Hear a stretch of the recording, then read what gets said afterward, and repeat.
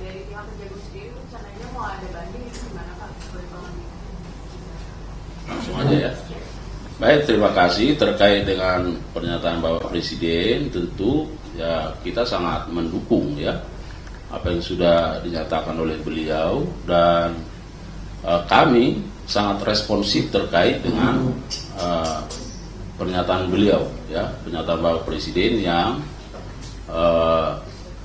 menyatakan bahwa vonis ya, atau putusan pengadilan terkait dengan terdakwa HM yang masih sangat begitu ringan dibanding dengan tuntutan yang disampaikan oleh penuntut umum.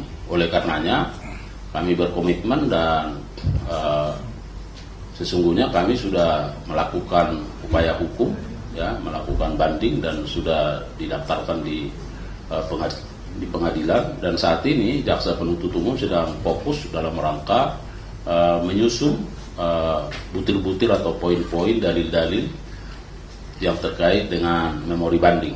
Nah, memang kami berkomitmen walaupun barangkali salinan putusannya masih kita tunggu, tapi karena ada catatan persidangan yang dilakukan oleh jaksa penuntut umum, maka itu juga bisa kita jadikan sebagai pedoman ya, sebagai dasar untuk menyusun dalil-dalil yang kita sampaikan. Karena kita tahu bahwa dari sisi stigmat yang diajukan bahwa penuntut umum menuntut yang bersangkutan 12 tahun tapi hanya diputus dengan 6 tahun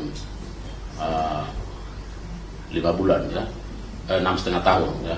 Oleh karenanya sekali lagi kami sangat mendukung apa yang disampaikan beliau, dan kita responsif melakukan upaya-upaya untuk banding terhadap itu. Tapi Pak, itu memungkinkan nggak untuk tuntutan 50 tahun kan Pak Prabowo bilang tuh putusan 50 tahun. Nah itu kira-kira memungkinkan nggak Pak? Saya kira harus selalu saya sampaikan ya, presiden itu kepala negara ya, pemikiran presiden pemikiran filosofis kemaslahatan ya. Nah, sedangkan kita itu tataran operasional ya, tentu penegakan hukum harus didasarkan pada regulasi yang ada, jadi harus dikembalikan kepada peraturan yang ada ya, tentu undang-undang tipikor. Pak, saya pakai dari Kompas TV, masih soal yang tadi serupa, mau tanya aja, kenapa sih vonis koruptor itu banyak yang terjadi dan sangat jauh dengan yang dituntutkan oleh jaksa? Namanya pertanyaan kita sama nih ya. Kita sebaris soal itu ya. Jadi saya sampaikan bahwa dalam sistem peradilan pidana terpadu di Indonesia ada yang namanya an integrated criminal justice system. Jadi ada kompartementasi di situ. Ada kamar-kamar. Jadi kamar penyidikan, kamar penuntut umum, kamar pengadilan, kemudian ada kamar pemasyarakatan. Ya. Bahwa ada perbedaan pandangan, perbedaan pendapat, ya itulah hukum. Ya. Nah, tentu ke depan sesuai dengan asta cita pemerintahan yang ada, kita harus berkolaborasi sesungguhnya dalam rangka komitmen untuk pemberantasan tindak pidana korupsi, baik dari sisi pencegahan maupun penindakannya.